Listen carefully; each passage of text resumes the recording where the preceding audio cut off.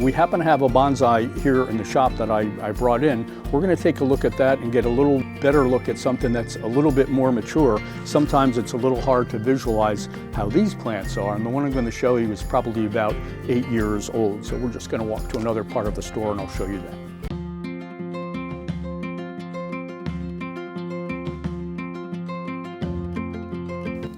It's been a while since we've gotten bonsais here, the miniature bonsais at the Tye-Dyed Iguana, and that's our plant of the week, and that's what we're going to be talking about today.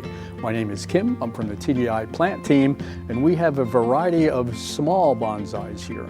Now, by definition, bonsais are small plants. They're small container plants, but they're small because you keep them small.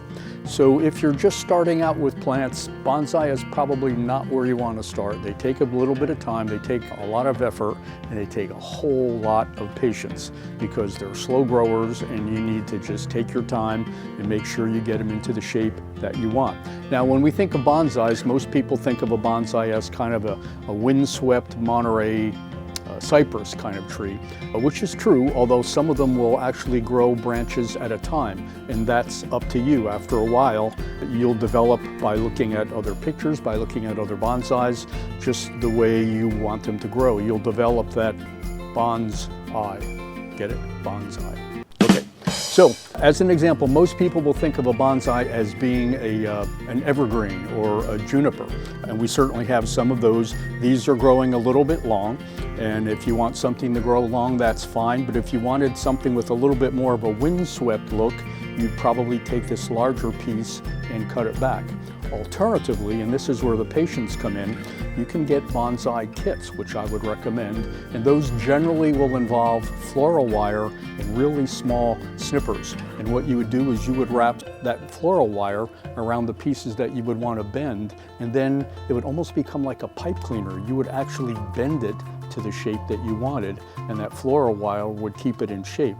And you would hold it there for several months, maybe several years, until it gets to the shape you want. Thus, the patience. And you also have to be careful with that wire. If you wrap it too tight, then as your plant grows, the wire will actually cut into the branch, and you have to be careful about that.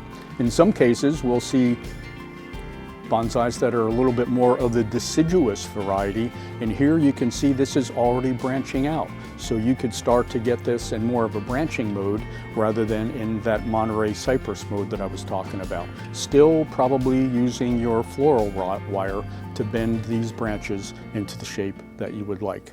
The bonsais can actually survive direct sunlight, but again, like most of our plants, they're not going to be those kind of plants that will get summer sunlight from, say, noon until 3 o'clock in the afternoon. That's a little bit too intense, but direct sunlight is okay. They do like to stay moist. Now, we water these sometimes twice a week, and in some cases, they will have really significant root structures here, so they like to have what we call the wet feet, sometimes butt chugging. So depending on the species that you're going to be working with, once a week, probably twice a week, and if they're going to be in an area where they're getting a lot of sun, then mist them probably 2 or 3 times a week. And well-drained soil. Now, we talk about well-drained soil frequently, which is usually regular soil with the mixture of perlite, but you can certainly avoid the mixing by using the soil that we have right here in the store. And this has got all of the chemistry that you need all mixed together. This happens to be organic, so it's going to have a lot of earthworm casings and some other features that you see here on the bottom of the bag, but this is a great way to start in doing your own. Now, we happen to have a bonsai here in the shop that I brought in. We're going to take a look at that and get a little better look at something that's a little bit more mature. Sometimes it's a little hard to visualize how these plants are, and the one I'm going to show you is probably about 8 years old. So we're just going to walk to another part of the store and I'll show you that. Now, this bonsai is about 8 years old, and it's actually one that I've kept outside. So it's in a relatively good sized pot. And when you're going to be planting a bonsai, or really any plant, look at something that's got drainage holes. This is a sample pot. You can see it's got drainage holes on the bottom. That helps so you're not going to get any root rot. If for some reason you should overwater, the water is just going to come out the drainage hole. Good sized pot, and this pot's been around a while. It's got a little bit of hail damage on it, but the bonsai has grown quite well. And this is one that's a little bit more in the windswept mode. what I would suggest that if you should have this outside or even if you have it inside, as you see that new growth coming on, let the new growth grow. It might get a little wild, it might get a little bit crazy, but you don't want to do your pruning too soon. So this gets its new growth early in the spring, and as we get into the fall time frame, that's when you can do the pruning. And it's just a matter of stepping back and looking at it and seeing that everything is exactly where you want it to be. If you have some wild branches, go ahead and prune them out. In this particular case, this one branch here is starting to go out on its own. So I'm just going to take the pruner and snip that off. Now that's just one example, just trying to keep the shape where it should be.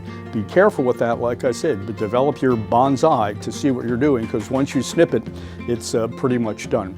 And then just take your time, step back from time to time, and you might snip just one branch a week. You might go ahead and prune a couple. You don't want to do a lot of pruning all at once, because that can go ahead and shock your tree at all.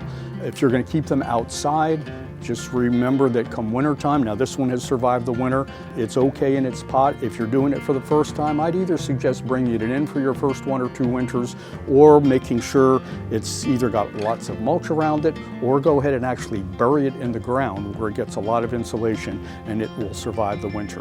Again, bonsais are not for the faint of heart. It takes lots of time, lots of effort, and as I said, if nothing else, more patience. But if you think that's what you want to be doing, that happens to be our plant of the week here at the Tye-Dyed Iguana. Come in and see our selection of bonsai.